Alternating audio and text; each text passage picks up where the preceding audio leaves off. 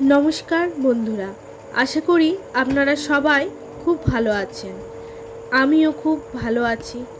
আরও একটি নতুন ভিডিওতে আপনাদের সকলকে স্বাগত জানাই।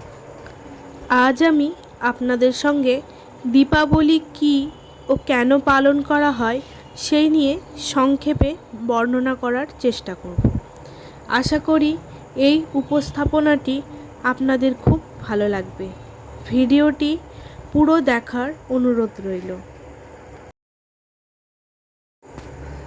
দীপাবলি বিভিন্ন কারণে পালিত হয়, যার মধ্যে প্রধান কারণ হলো অন্ধকারের ওপর আলো এবং মন্দের ওপর ভালোর বিজয়।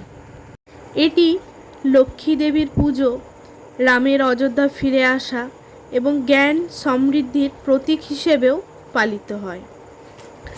এই উৎসবে মানুষ প্রদীপ এবং আলো জ্বালিয়ে একে অপরের সাথে মিষ্টি বিতরণ করে এবং আতশবাজি পুড়িয়ে উদযাপন করে থাকেন। দীপাবলি উদযাপনের মূল কারণ ভালোর ওপর মন্দের জয়। এই উৎসবটি মূলত নরকাসুরকে ভগবান কৃষ্ণের পরাজিত করার ঘটনাকে স্মরণ করে, যা মন্দের ওপর ভালোর বিজয়কে চিহ্নিত করে থাকে।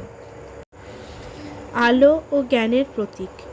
প্রদীপ জ্বালানো বা আলো স্থাপন করা একটি গভীর অর্থ বহন করে। এটি মনের অজ্ঞানতার অন্ধকার দূর করে জ্ঞানের আলো জ্বালানো এবং সমস্ত কুসংস্কারকে পুড়িয়ে ফেলার প্রতীক হিসাবে। অনেক সম্প্রদায়ের জন্য দীপাবলি হলো সম্পদ ও সমৃদ্ধির দেবী লক্ষ্মীর পুজো করার একটি বিশেষ দিন। উত্তর ভারতের এই উৎসবটি ভগবান রামের রাবণকে পরাজিত করার পর দীর্ঘ 14 বছর বনবাসের পরে মা সীতা ও লক্ষ্মণের সঙ্গে অযোধ্যায় ফিরে আসার ঘটনাকেও স্মরণ করে। কিছু সম্প্রদায়, বিশেষ করে যারা কৃষিভিত্তিক, শীতের আগে ফসল কাটার ঋতুর সমাপ্তি হিসেবেও দীপাবলি পালন করে থাকে। এটি আধ্যাত্মিকভাবে অজ্ঞানতার ওপর জ্ঞানের বিজয় এবং আধ্যাত্মিক পুনর্বিকরণের সময় হিসেবেও দেখা যায়।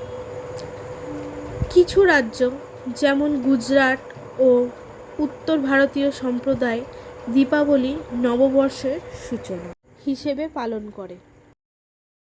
দীপাবলি উৎসবটি সাধারণত অক্টোবর বা নভেম্বরের অমাবস্যা তিথিতে পালিত হয়।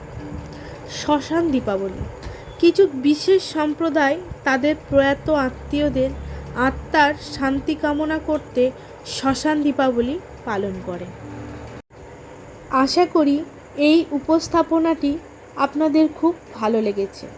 ভিডিওটি ভালো লাগলে লাইক করবেন এবং কমেন্টে নিজের মতামত জানাবেন এবং আপনজনদের সঙ্গে শেয়ার করবেন। অবশ্যই আমার চ্যানেলটি সাবস্ক্রাইব করতে ভুলবেন না, যাতে আমি এই রকম আরও ভিডিও বানানোর উৎসাহ পাই। সবাই ভালো থাকবেন, সুস্থ থাকবেন। ধন্যবাদ।